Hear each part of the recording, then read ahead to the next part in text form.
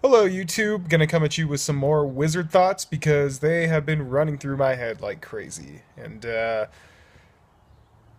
Man, sometimes I just gotta share them. You know, when you're into magic, there's not a whole lot of people around you who really know what you're talking about. So, no matter how unashamed of your practice you are, it's hard to relate to people uh, because you're so invested in this lifestyle, really, which is what magic is.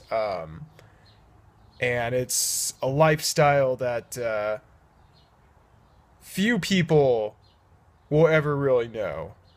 Um, and it's a lifestyle that is probably one of the most misunderstood, I would say.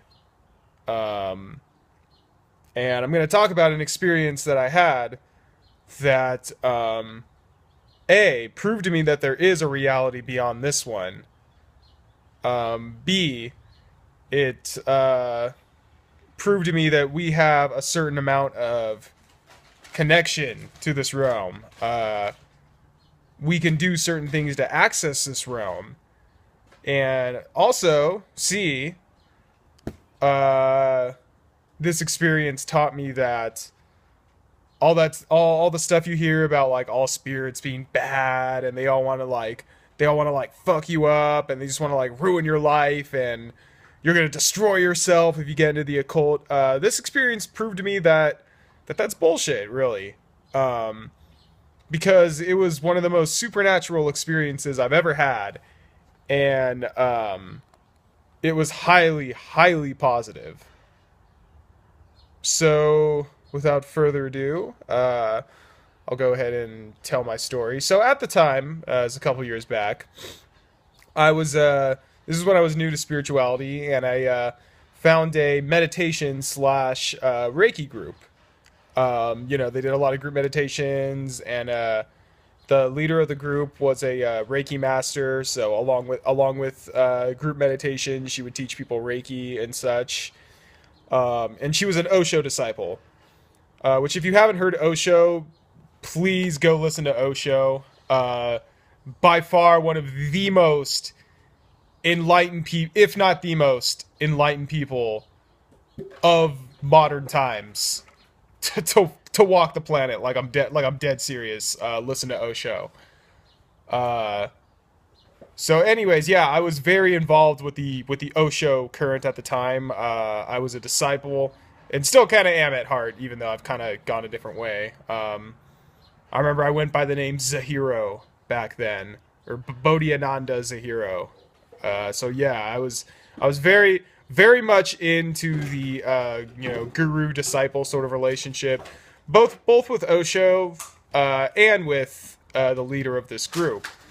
So we got very very close over time, and a lot of times I would just come over and we would just do like ceremonies and meditations, just the two of us, and it would get very very intimate. And one time it got, whew, man, it got extremely intimate. Um, so I was receiving an attunement for shamanic Reiki energy, um, which is like it. It was a mix of Reiki and shamanic healing. And for those of you who don't know, when you get Reiki done, when somebody teaches you Reiki, they open up your you get what's called an attunement, and they open up your channels and basically like sort of like bless you with that particular form of Reiki that they're teaching you. And it basically just like fucking like flows through your veins. Like you're just able to access that energy so easily after you get an attunement. And the particular Reiki that I was getting done was it was shamanic Osho Reiki.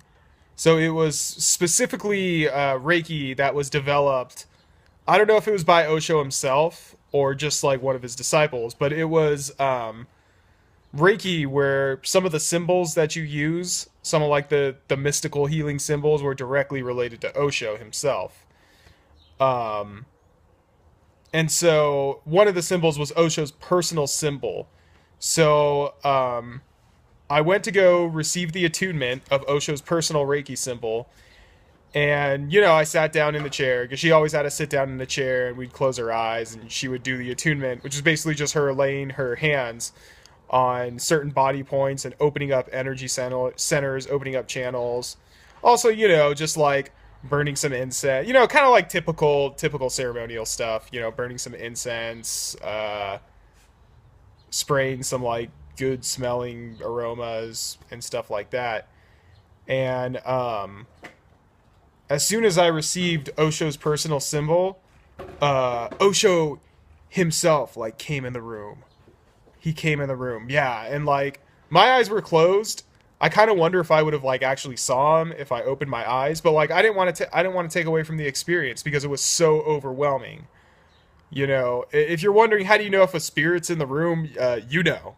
Oh, you absolutely know because it is so like the presence of a spirit is just like I found out that day is just so overwhelming, and and being in the presence of a master, an extended master, I just felt like I've gone to church, for a huge part of my young life, and what I experienced during that initiation, experiencing Osho in the room and just feeling just the most intense feelings of like love and consciousness and closeness to the divine.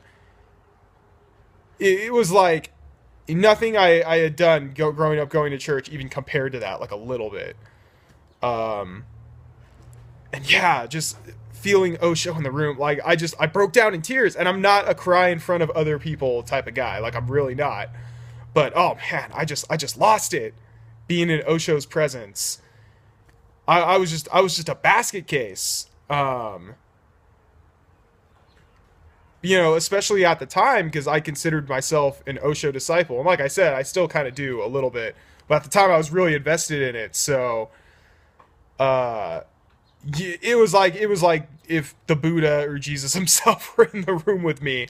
That's how intense of an experience it was, and so yeah, man. Like when people tell you like, oh, don't get into spiritualism because all spirits are bad, and even if they're good, they're just pretending to be like fuck you. You're a fucking idiot. Like you don't know what the fuck you are talking about. Okay, like you just don't. If you're not into this stuff, then don't just say stuff because like you saw it on a horror movie or because your pastor told you or anything like that because they don't know what they're talking about. The only way you'll know about this stuff is if you actually experience it. Okay? So if you're not willing to do that, then don't even make opinions because no offense, but they're pretty much worthless. So yeah, that's all I have to say about that. Namaste.